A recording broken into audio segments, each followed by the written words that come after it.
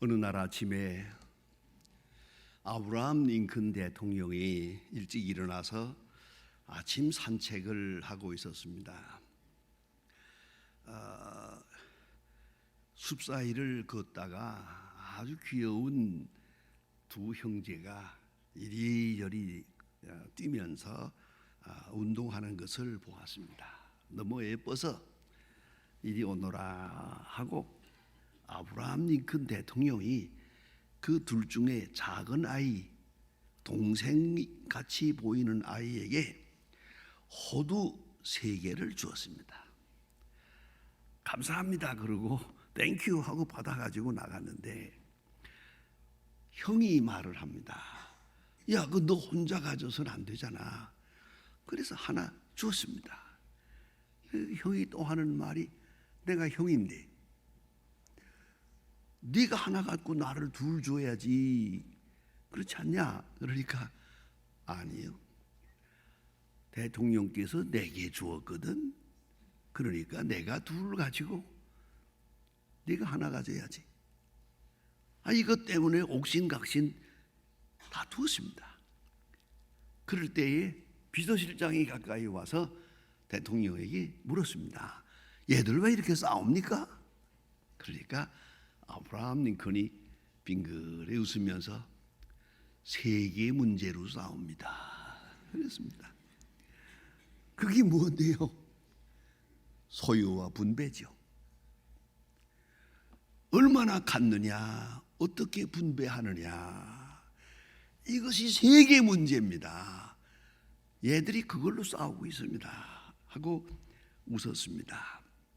여러분, 유명한 손자병법에 보면 그 유명한 클라우제비츠의 전쟁론을 인용하는 중에 이렇게 말합니다. 전쟁이란 뭐냐? 나의 의지를 관철하기 위해서 적에게 강요하는 폭력 행위다. 이렇게 정의를 내렸습니다. 그렇습니다. 전쟁은 그런 겁니다. 손자병법을 읽어가려면 중요한 것을 우리가 발견하게 됩니다. 전쟁은 규칙이 없습니다. 전쟁은 반칙이 칭찬받는 곳입니다. 전쟁은 속임수입니다. 잘 속여야 이기는 겁니다.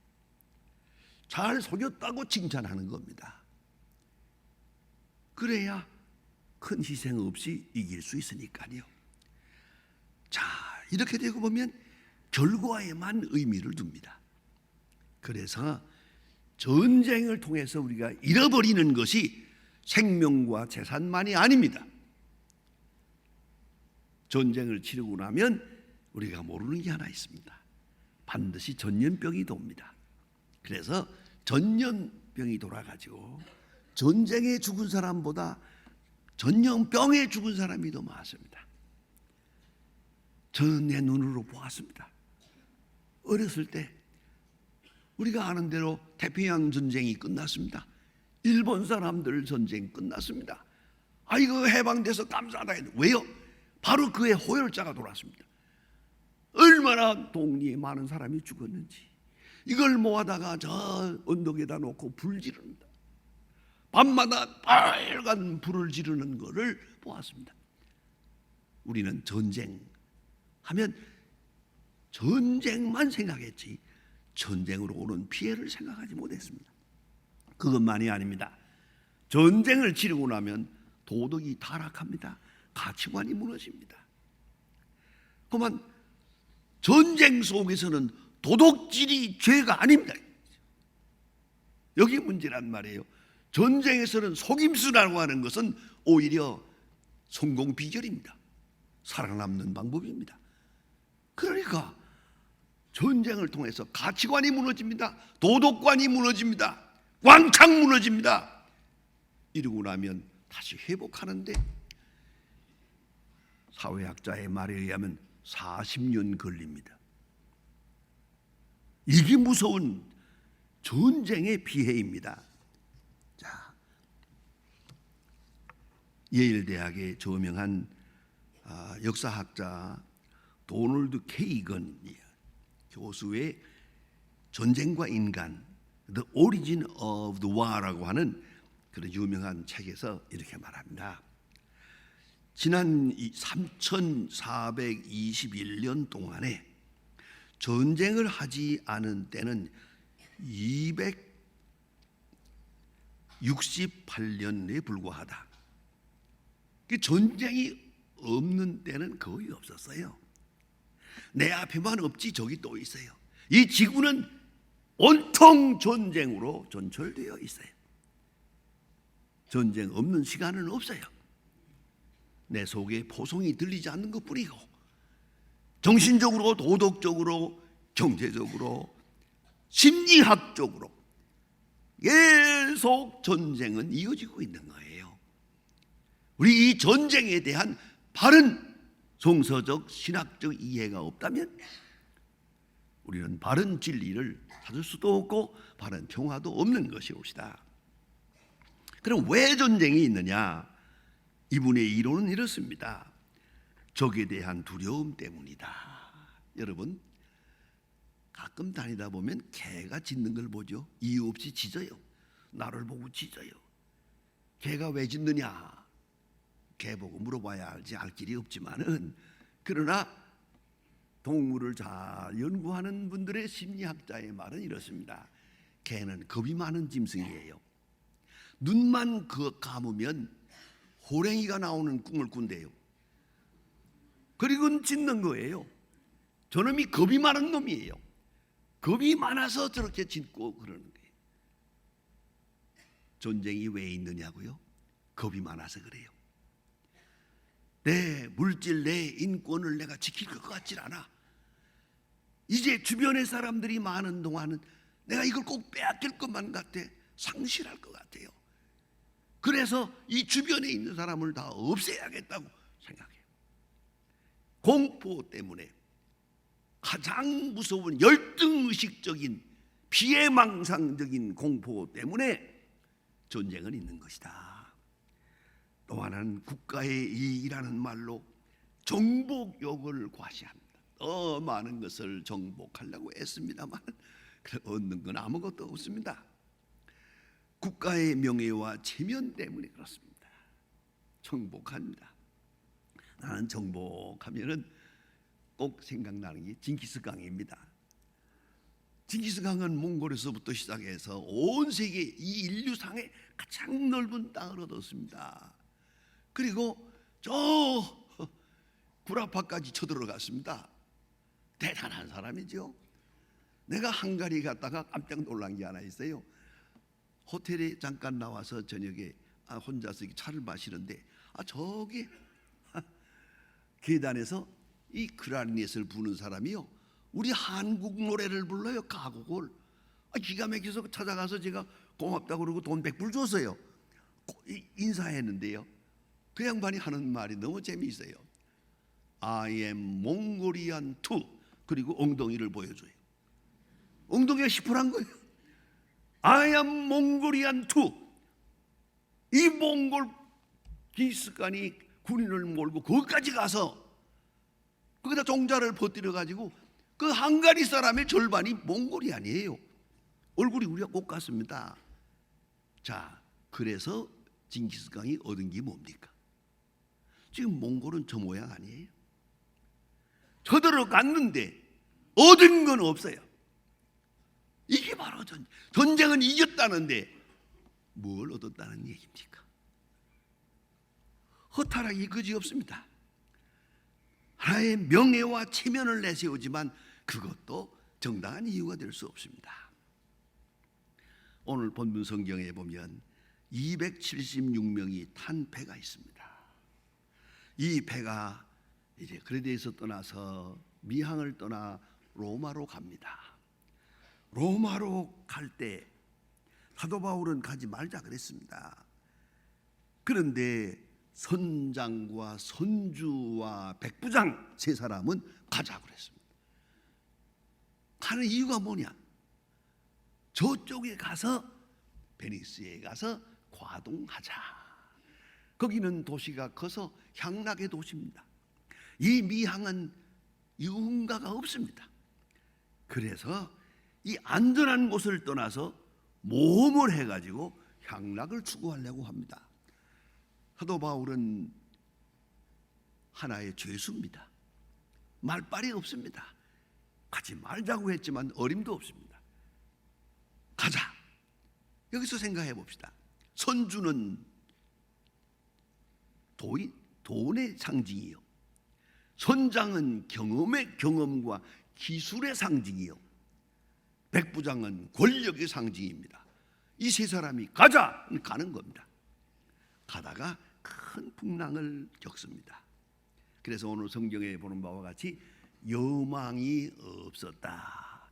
여망이 없었다. 이 소망이 없어요. 이제 그들의 경험도 소용없고 기술도 소용없고 그 많은 화물도 다 바다에 버렸어요. 생명을 위해서. 위험하니까. 이렇게 하고 배를 비워놓고 바람 부는 대로 끌려갑니다. 운명은 하나님께 맡기고 그대로 끌려가다가 지금 이 어려운 일을 당합니다. 19일 동안을 온 배에 탄 사람이 다 굶었습니다. 이렇게 어려운 지경이 왔을 때에 되어진 말씀입니다. 이 오늘 본문에 나타납니다. 짐을 버리고 손을 놓았고 한계점을 넘었습니다. 여러분, 키키골의 유명한 말이 있습니다. 절망의 반대말은 희망이 아니고 믿음이다. 절망의 반대말은 믿음입니다. 믿음만이 절망을 물리칠 수 있는 겁니다. 여기서 죄수가 되었던 사도 바울, 자그마한 사람이 오히려 선장보다 백부장보다도 그 위에 서서 그 많은 사람들을 놓고 일장 연설을 합니다. 지금으로 말하면 설교를 합니다. 상황이 바뀌었습니다. 평시에는 잘 들으세요. 백부장이 제일이요, 선장이 제일이요. 그러나 이 정도 되고 나니까 사도 바울이 제일이요. 죄수 자그마한 이 사도 바울이 최고. 왜? 영적 권세를 가졌어요. 그리고 많은 사람들을 안도시키면서 하는 말입니다. 이제는 안심하라. 이제는 안심하라. 참 귀한 말입니다. 많은 의미를 줍니다. 예? 왜요? 이제는 안심하라. 다 잃어버렸으니까 안심하라. 손을 놓았으니까 안심하라. 인간의 노력은 끝났으니까 안심하라. 바로 그 시간입니다. 인간 궁극에서 하나님의 능력은 나타납니다. 내가 손을 들었을 때, 무조건 항복했을 때, 오 주여 하고 손을 든 그때부터 하나님의 역사는 시작하기 때문입니다. 또 한 가지는 참 귀한 말씀입니다. 어젯밤에 하나님께서 내게 말씀하셨다. 하나님의 말씀이 들려왔다는 겁니다. 하나님의 말씀이 내 귀에 들려왔다. 그런 거로 이제는 안심하라. 여러분, 어느 순간에든지 좋습니다. 하나님의 음성이 들려와야 됩니다. 내 임종이 가까웠을 때 하나님의 음성이 들려와야 됩니다. 내가 너를 사랑한다. 전 소망교회 장로님 한 분이 한양대학 병원에서 임종을 맞는 걸 보았습니다. 마침 들어갔을 때 밤 10시인데 아무도 없어요. 혼자서 침대에 앉아서 기도하는 걸 보았습니다. 자, 무슨 기도하십니까? 회개하고 있습니다. 그래, 회개가 잘 됩니까? 그것도 힘듭니다. 왜요? 이때 잘못했습니다. 저때 잘못했습니다. 이건 내 잘못이었습니다. 일생을 돌아보면서 회개했는데 그때마다 귀에 들려옵니다. 하나님의 음성이. 그때도 내가 너와 함께했다. 그때도 내가 너를 사랑했느니라. 그때도 내가 너를 기다려줬느니라. 그 회개도 마음대로 못하겠다고. 그런 장면을 보았습니다. 훌륭한 신앙의 사람입니다. 여러분, 이걸 잊지 마셔야 됩니다. 하나님의 음성이 들려오면 됩니다. 어느 순간이라도 내가 너를 사랑한다. 그 한마디만 들려오면 무엇을 두려워하겠습니까? 무엇을 마다하겠습니까? 사도 바울은 간밤에 하나님의 음성을 들었습니다. 그런 거로 여러분 안심하세요. 내가 하나님의 음성을 들었습니다. 주님이 우리를 사랑합니다. 주님이 이 사건 속에 역사하고 있습니다. 그리고 들려진 말씀은 네가 가이사 앞에 서야 하겠고, 가이사 황제. 사도 바울이 무사히 가이사 황제 앞에 서면 여기 나머지 276명도 줄렁줄렁 따라가는 거 아닙니까? 같이 따라가는 거거든요. 사도 바울이 로마에 갈 수 있으면 이 사람 다 로마에 가는 거거든요. 그런 거로 안심하라. 내가 가야 하겠으니까 안심하라. 나를 통해 이루실 하나님의 선교적 사명, 선교적 위대한 경륜이 여기 있기 때문에 안심하라. 이렇게 위로합니다. 이건 믿음입니다. 상황이 아닙니다. 유명한 존 웨슬레이라고 있습니다. 요한 웨슬레이는 그는 선교사였습니다. 영국 선교사로서 미국에 와서 선교를 하고 그랬는데, 지금 비행기가 없을 때니까 배를 타고 왔다 갔다 하는데, 그 태평양을 건널 때마다 그 배에 풍랑이 일어나고 해서 많은 어려움이 있었습니다. 그 속에서 지은 찬송도 있고 유명한 얘기가 있지 않습니까? 그런데 요한 웨슬레이가 그 풍랑 속에서 하는 말입니다. 모두가 두려워할 때 그는 이렇게 말합니다.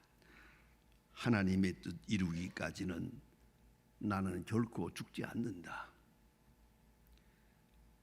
내게 향한 하나님의 뜻을 다 이루기까지는 나는 죽지 않는다. 그런 거로 입에는 무사하다. 이런 논리입니다. 그는 또 유명한 말을 했습니다.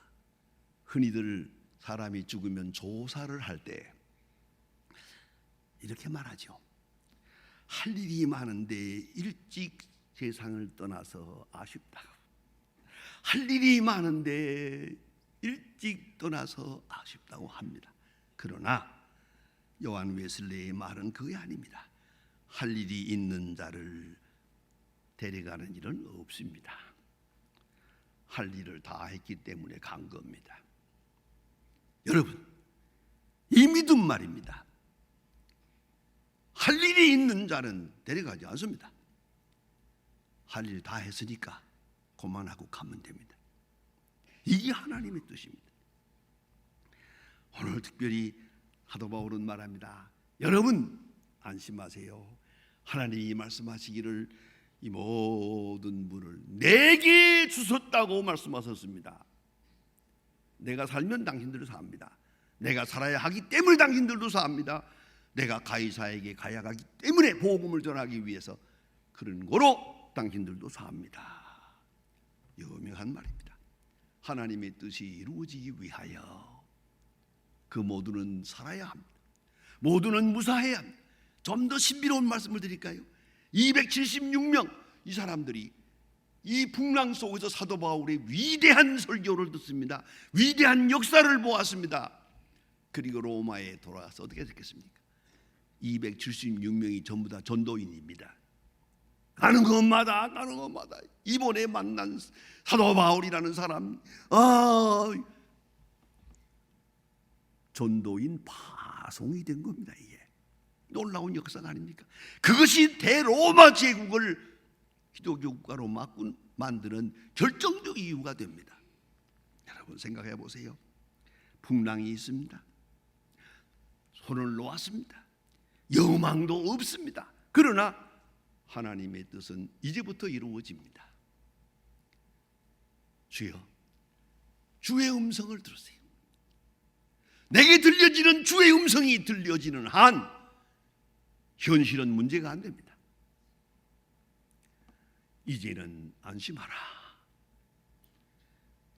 하나님의 뜻이 이 무서운 사건을 통해, 전쟁을 통해 이루어질 것이라고.